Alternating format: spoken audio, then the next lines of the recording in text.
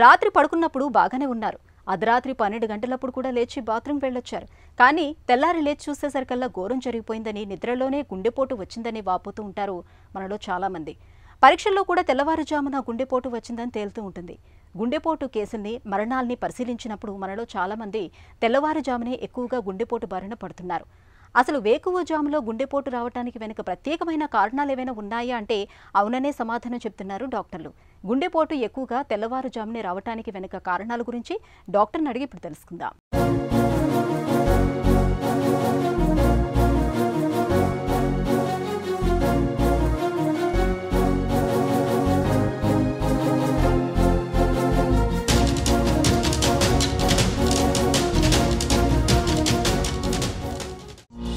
తెల్లవారుజామునే గుండెపోటు ఎందుకు ఎక్కువ? నార్మల్గా గుండెపోటు ఏ సమయంలో ఎక్కువ వస్తున్నది అనేది అధ్యయనం చేసి చూస్తే ఎక్కువ మందికి తెల్లవారుజామున కానీ ఉదయం లెగవంగానే, అంటే ఉదయం 4 గంటల నుండి 10 గంటల మధ్యలో ఎక్కువ మందిలో హార్ట్ అటాక్స్ రావటం అనేది చూస్తున్నాం. ఇది అనేక స్టడీస్లో, అనేక చోట్ల, అనేక దేశాల్లో, అన్ని అధ్యయనాల్లో కూడా ఇది క్లియర్గా ఉందన్నమాట.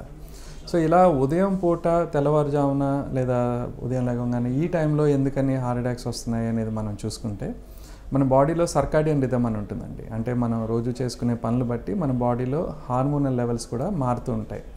సో ఈ సమయంలో మనకి బాడీలో స్ట్రెస్ హార్మోన్స్ అంటే కార్టిసాల్ కానీ క్యాటకాలమిన్స్ కానీ ఎక్కువ లెవెల్లో రిలీజ్ అవ్వటం అనేది జరుగుతూ ఉంటుంది. ఇది ఎందుకు అంటే మనం నిద్రలోంచి లెగిసిన సమయంలో మన నిద్రలో అంతా కూడా మన బాడీ రెస్ట్లో ఉంటుంది కాబట్టి మనం లెగవంగానే ఆ లెగిచే టైంకి మన బాడీని పనులకన్నిటికీ ప్రిపేర్ చేసుకోవడానికి స్ట్రెస్ హార్మోన్స్ అనేవి నార్మల్గా మన బాడీలో ఎక్కువ రిలీజ్ అవుతుంటాయి. ఇలా స్ట్రెస్ హార్మోన్స్ ఎక్కువ రిలీజ్ అయినప్పుడు వాటి వలన మన రక్తం కొంచెం చిక్కబడటం, బ్లడ్ క్లాటింగ్ టెండెన్సీ అనేది కొంచెం ఎక్కువ ఉండటం అనేది జరుగుతూ ఉంటుంది. సో దీనివల్ల ఆల్రెడీ కొన్ని బ్లాక్స్ ఉన్న వాళ్ళలో బ్లడ్ క్లాట్స్ ఏర్పడటం, తద్వారా హార్ట్ అటాక్ రావటం అనేది జరుగుతూ ఉంటుంది. అదే సమయంలో కొన్ని స్టడీస్లో PA1 ప్రోటీన్ అనేది ఇదే సమయంలో కొంచెం మన బాడీలో ఎక్కువ ఉంటుంది అనేది కూడా చూపించడం జరిగింది. ఈ PA1 ప్రోటీన్ ఏంటంటే మనకి ఏదైనా క్లాట్ ఏర్పడినప్పుడు మన బాడీ దానంతట అది క్లియర్ చేసేస్తుంటుంది. ఈ PA1 ప్రోటీన్ అనేది అలా ఏర్పడిన క్లాట్ని క్లియర్ అవ్వకుండా చేస్తుంటుంది అనమాట. సో దానివల్ల కూడా ఇలాగ తెల్లవారుజామున కానీ, ఎర్లీ మార్నింగ్ లేదా ఉదయం లెగవంగానే కానీ హార్ట్ అటాక్స్ వచ్చే అవకాశాలు ఎక్కువ ఉన్నాయి అనేది అనేక స్టడీస్లో చూడటం జరిగిందనమాట. సోమవారం రోజున సంభవించే గుండెపోటు తీవ్రత ఎక్కువగా ఉండటానికి కారణాలేంటి? మండే వర్కింగ్ డే ఉన్నప్పుడు మండే మార్నింగ్ హార్ట్ అటాక్స్ రావడం కూడా ఎక్కువ ఉండటం అనేది అనేక స్టడీస్లో చూసాం.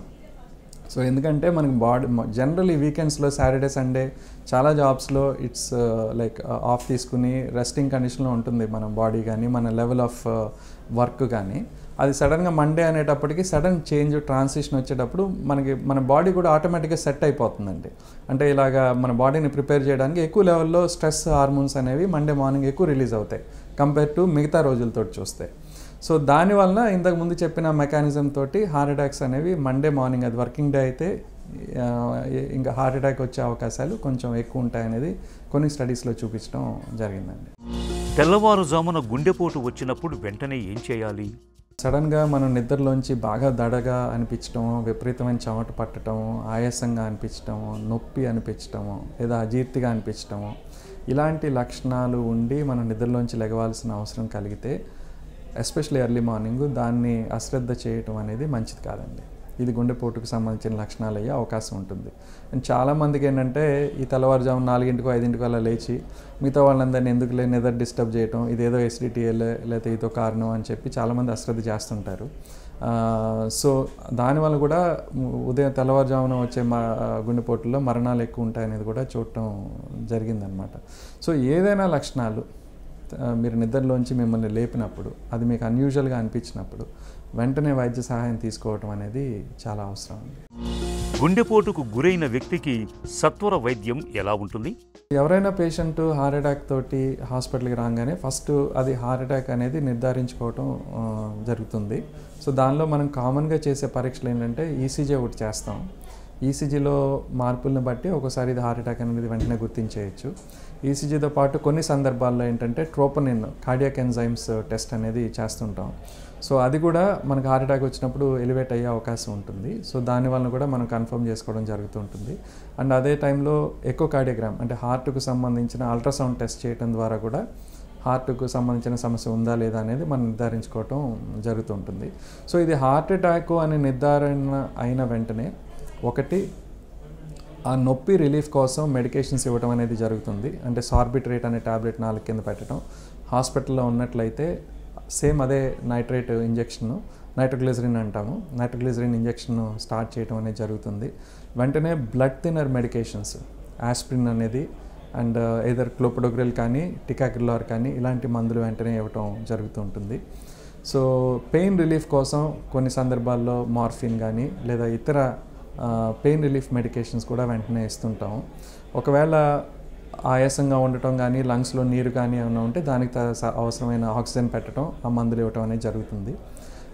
హార్ట్ అటాక్లో ప్రప్రథమంగా అంటే మోస్ట్ ఇంపార్టెంట్ థింగ్ ఏంటంటే హార్ట్కి రక్తం సరఫరా చేసే రక్తనాళాల్లో రక్తం గడ్డలు ఏర్పడి రక్త సరఫరా ఆగిపోవటం వల్ల హార్ట్ అటాక్ వస్తుంది. సో అలాంటి సందర్భాల్లో మనం వెంటనే రక్త సరఫరా పునరుద్ధరించడం అనేది చాలా ఇంపార్టెంట్. సో దానికి 2 పద్ధతులు ఉంటాయి. ఒకటి పెద్ద హాస్పిటల్ అయి ఉండి క్యాథ్లాబ్ సౌకర్యం ఉండి కార్డియాలజిస్ట్ అందుబాటులో ఉంటే వెంటనే ఎమర్జెన్సీలో యాంజియోగ్రామ్ చేసి ఎక్కడ బ్లాక్ ఉందనేది చూసి దాన్ని క్లియర్ చేసి స్టెంట్ పెట్టుకోవడం ద్వారా మనం ఇమీడియట్గా బ్లడ్ సర్క్యులేషన్ రిస్టోర్ చేయడం అనేది జరుగుతుంటుంది అనమాట. ఒకవేళ క్యాథ్లాబ్ అవకాశం అంటే ఆ ఫెసిలిటీ లేని హాస్పిటల్ అయినా లేదా కార్డియాలజిస్ట్ అందుబాటులో లేకపోయినా క్లాట్ కరిగించడానికి క్లాట్ బస్టర్స్ అంటాం, అంటే థ్రాంబోలైటిక్ ఏజెంట్స్ అనేవి ఇచ్చి ఆ క్లాట్ కరిగించడం అనేది జరుగుతుంటుంది. గుండెపోటు నివారణకు ఎలాంటి జాగ్రత్తలు తీసుకోవాలి? సో హార్ట్ అటాక్ ప్రివెన్షన్కి లైఫ్ స్టైల్ అనేది చాలా ఇంపార్టెంట్ అండి. ఆ లైఫ్ స్టైల్లో మనం రెగ్యులర్గా ఎక్సర్సైజ్ చేయటం అనేది చాలా ఇంపార్టెంట్. రోజు కనీసం ఒక హాఫ్ అన్ అవర్, వారంలో కనీసం 5 రోజులు ఎక్సర్సైజ్ చేయడం అనేది చాలా ముఖ్యం. అదే సమయంలో మంచి ఆరోగ్యకరమైన ఆహారపు అలవాట్లు కూడా ముఖ్యం. అంటే బాగా నూనె పదార్థాలు తగ్గించడం అనేది చాలా ఇంపార్టెంట్. ఫాస్ట్ ఫుడ్స్ అనేవి తగ్గించుకోవటం చాలా ఇంపార్టెంట్. సో ఆకుకూరలు ఎక్కువ తీసుకోవటం, ఫ్రూట్స్ ఎక్కువ తీసుకోవటం అనేది చాలా మంచిదండి. సో ఇలా మంచి ఆరోగ్యకరమైన ఆహారపు అలవాట్ల ద్వారా కూడా మన కొలెస్ట్రాల్లు, షుగర్లు, బీపీలు ఇవన్నీ కంట్రోల్లో ఉంచుకోవటం అనేది చేసుకోవచ్చు. దానివల్ల హార్ట్ సంబంధించిన సమస్యలు రాకుండా మనం ప్రివెంట్ చేసుకోగలిగే అవకాశం ఉంటుంది. దీనితో పాటు క్రమం తప్పకుండా రెగ్యులర్గా చెకప్ చేసుకోవటం. అలా చెకప్ చేసుకున్నప్పుడు మనకి గుండెకు సంబంధించిన సమస్యలకి దారి తీసే రిస్క్ ఫ్యాక్టర్స్ ఏమైనా ఉన్నాయా అనేది మనం గుర్తించి వాటిని సరి చేసుకోవడం ద్వారా హార్ట్ సమస్యలు రాకుండా ప్రివెంట్ చేయొచ్చు.